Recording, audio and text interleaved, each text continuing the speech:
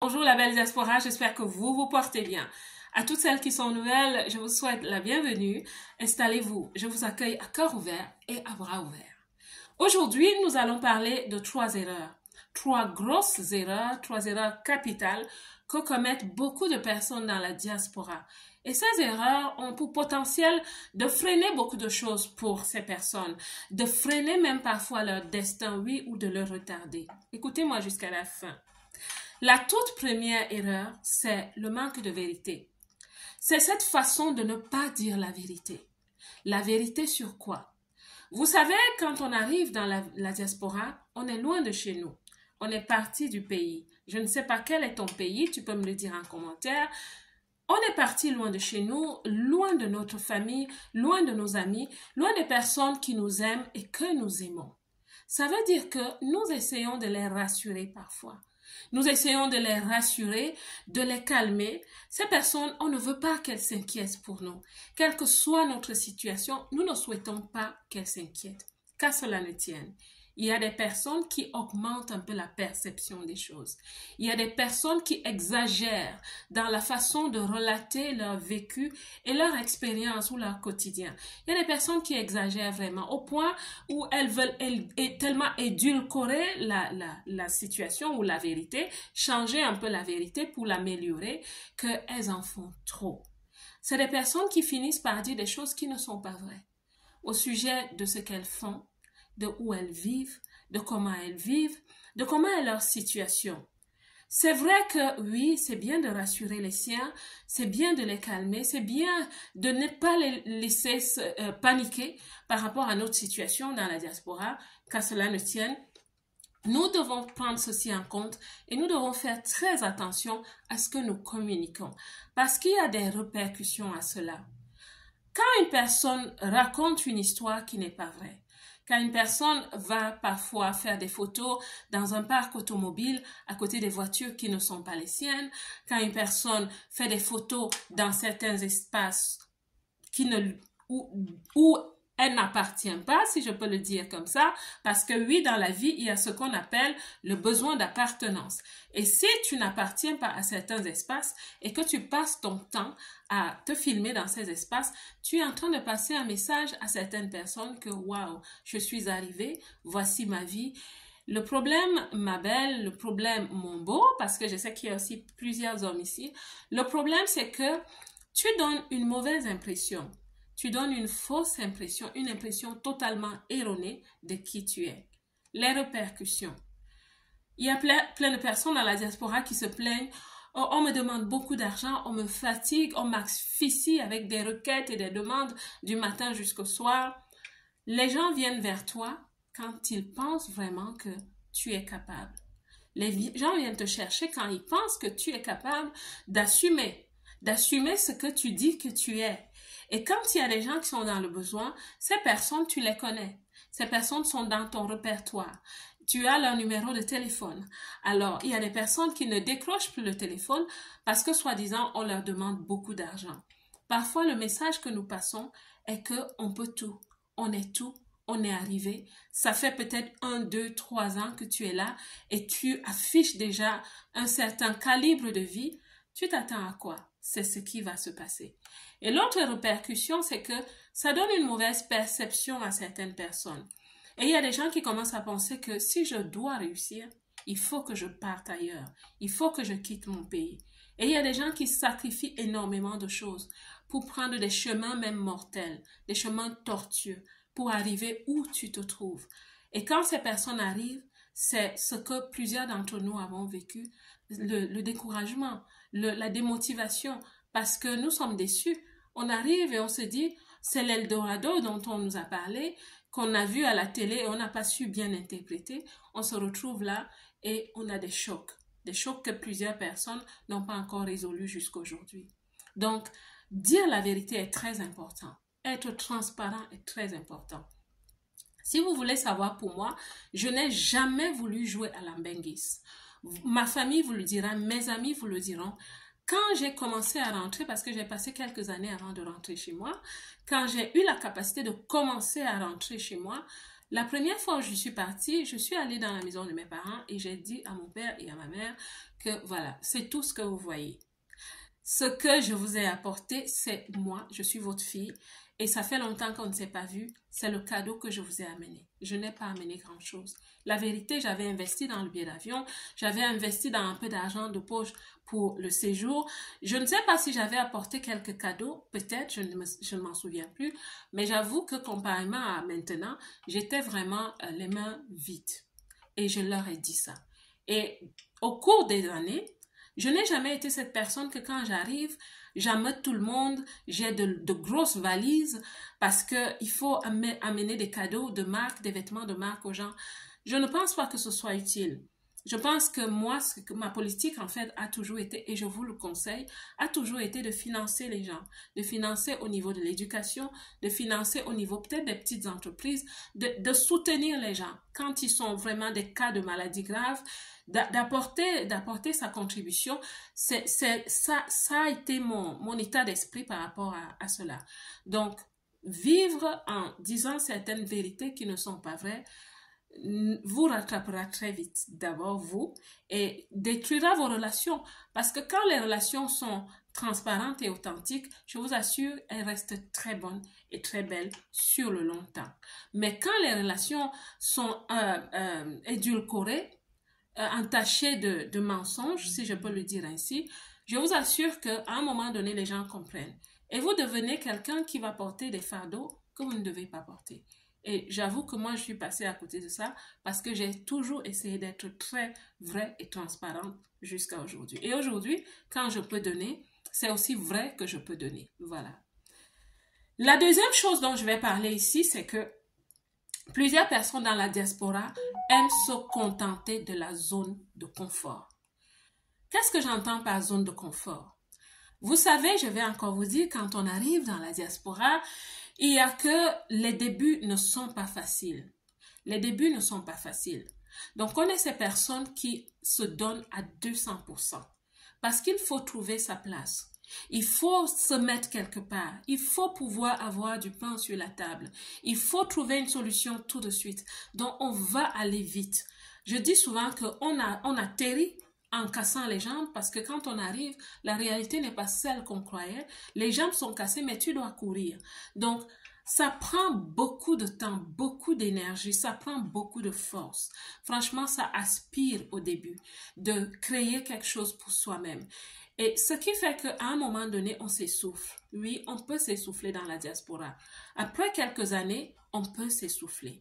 Et on s'essouffle généralement quand on a commencé à avoir les premiers gains, quand on a commencé à avoir les toutes petites premières réussites. Et c'est généralement quoi? C'est qu'on a eu les papiers et on a tellement peiné pour avoir ces papiers qu'on se dit, voici une grande réalisation. Alors que ma belle, c'est ce que tu as de naissance quand tu nais dans ton pays. C'est ce qu'ont de naissance ceux qui sont nés dans ce pays. Mais tu as traversé monts et merveilles pour atteindre cet endroit. Donc, tu es fatigué, mais tu n'es qu'au départ. Et quand certaines personnes ont reçu un appartement du social, un peu de subside, plusieurs personnes se sont arrêtées. Et je ne vous juge pas, je vous comprends. Ces personnes s'arrêtent parce que ça a été long et les gens sont fatigués. Tu donnes vraiment en termes d'énergie, tu donnes en 5 ans dans la diaspora ce que tu pourrais donner en 15 ans dans ton pays d'origine, oui. Je dis en 15 ans parce que quand tu es dans ton pays d'origine, l'environnement, l'atmosphère, les fêtes, les ceci, ça a tenu énormément de peine. Le poids de tout est très, très allégé grâce à tout cela. Mais quand on est dans la diaspora, il y a aussi cela qu'on est sorti, on est un peu détaché et même si on est en couple, on se sent parfois un peu seul et c'est encore plus lourd. Donc, ma belle, je souhaite te dire que la zone de confort n'est pas une bonne zone. Ce n'est pas une zone de réussite. La zone de confort n'est pas la zone de destinée. La zone de confort n'est pas la zone de réalisation de tes rêves. Ces rêves avec lesquels tu es venu. Je peux te concéder que tu t'arrêtes une minute. Je peux te le concéder. Je peux te l'accorder. Mais je t'assure, dans la diaspora, on est des sprinteurs. Tu souhaites réussir dans la diaspora, tu dois devenir un sprinter. La course de résistance, non, ce n'est pas ça dans la diaspora. La course de résistance, c'est un peu la zone de confort. Tu vas à ton rythme, Hakuna Matata, mais généralement, la plupart de nous qui sommes venus, on arrive à un certain âge. Généralement, quand on n'est pas venu comme étudiant, on arrive généralement à plus de 20 ans et c'est déjà un peu tard pour commencer. Et tu as peut-être environ 5 ans pour poser ta fondation. Et donc, qu'est-ce qui va se passer après? C'est le sprint. Tu dois sprinter. Tu dois courir, ma belle. Je ne te dis pas de te casser, je ne te dis pas de t'éreinter, mais je souhaite te dire que l'état d'esprit est celui de te rattraper, est celui de réaliser les choses. Ce n'est pas celui de la zone de confort, ma belle. Non, tu dois te lever, tu dois avancer. Parce que quand tu t'arrêtes dans la zone de confort, tu freines ta vie, tu freines ton destin. Mais il y en a qui me disent, oh, tu sais, maintenant, j'ai mon permis de conduire, j'ai ma voiture, j'ai mon appartement, je travaille dur. Jusque-là, je vais te dire, si tu étais dans ton pays, avec la même intelligence, avec la même diligence, tu serais plus loin. Et tu oserais accomplir des choses bien plus grandes encore. Même toi, tu es dans ta zone de confort. Et je t'encourage aussi de te lever. Parce que si pour toi c'est bien aujourd'hui, parce que tu as cet appartement que tu peux payer, parce que tu as cette voiture, parce que tu as ce petit confort que tu t'es créé, ma belle, je vais te dire une chose. Ce qui est valable pour toi aujourd'hui, ce qui est bon pour toi aujourd'hui, ne l'est pas pour tes enfants demain. Non. Les conditions que tu as aujourd'hui te paraissent superbes. Elles sont bonnes. Elles ne sont peut-être pas excellentes, mais elles te vont. Tu te dis, je suis fatiguée de chercher plus. Mais je vais t'encourager, continue de chercher plus. Continue de chercher un positionnement meilleur. Ce sera pour tes enfants. Sinon, tes enfants n'auront même pas ce que toi tu as aujourd'hui. Continue de t'élever. Continue de chercher plus au niveau des ressources, qu'elles soient financières, qu'elles soient sociales, qu'elles soient culturelles, à quelque niveau que ce soit. C'est pour ça que je vais te parler du troisième point, qui est celui de développer des connexions de choix.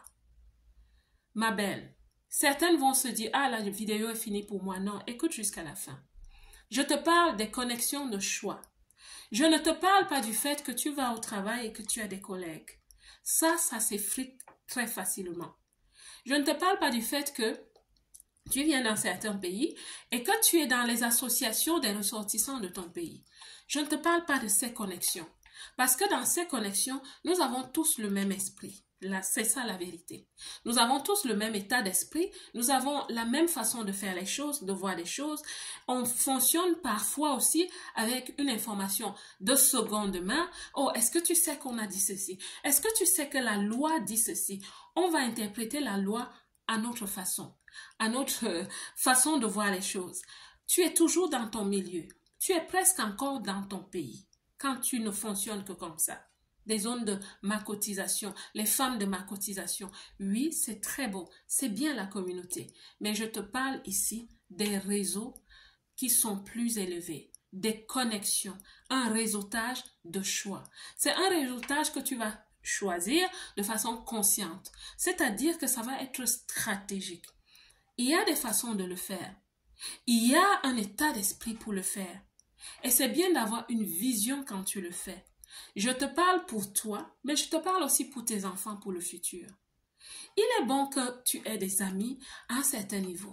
Est-ce que ce ne serait pas bien si tes enfants ont des amis de fils de ministres, des fils de hommes d'affaires, d'entrepreneurs, de personnes connues? Tu vas me dire, c'est capitaliste. Je suis désolée, ce n'est pas capitaliste. C'est ainsi la vie.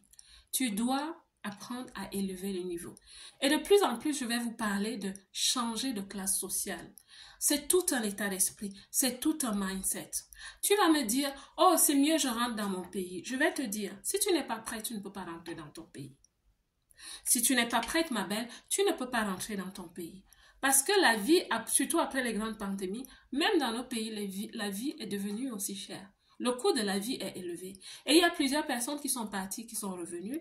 Et il y a des personnes qui sont parties, qui ont laissé leurs enfants abandonnés, sans bonne connexion, sans bonne relation, sans futur apparent.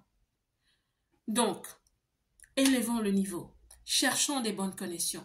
L'avantage avec des bonnes connexions, c'est que Les bonnes connexions, le bon réseautage va t'aider dans ton ascension sociale. Le bon réseautage va t'aider à développer une certaine façon d'être, un certain savoir-être, une certaine bienséance, une certaine éthique sociale et même un développement économique. Parce que le réseau t'ouvre les portes. Le réseau, c'est qui? Le réseau, ça peut être toute personne qui est plus élevée, qui a un statut plus élevé au niveau social et au niveau économique. Et je vais te dire, ça va t'étonner, parfois ton mentor fait partie de ton réseau. Parce que ton mentor a peut-être une certaine connaissance et a peut-être un certain réseau. Et ton mentor va te dire des choses. Pendant que tu prends des formations, pendant que tu es dans une séance de coaching ou dans une conférence, tu vas poser des questions stratégiques et tu auras des réponses stratégiques. Tu vas demander à ton mentor, si je souhaite faire ceci, ceci, ceci, qu'est-ce que je dois faire? Où est-ce que je peux aller? Tu peux avoir un lien, tu peux avoir une adresse, tu peux avoir un carnet d'adresses, tu peux avoir un numéro de téléphone. C'est ça que font les bons réseaux. Donc, dans cette vidéo, je t'encourage à être cette personne qui élève son état d'esprit, qui sort franchement du train-train quotidien et je dirais même mieux, qui se bat pour sortir de la classe sociale un peu démunie. Oui, tu le fais pour toi et tu le fais pour ta progéniture, ma belle. La belle diaspora, j'espère que cette vidéo t'a vraiment parlé. Que Dieu te bénisse et moi, je vous aime.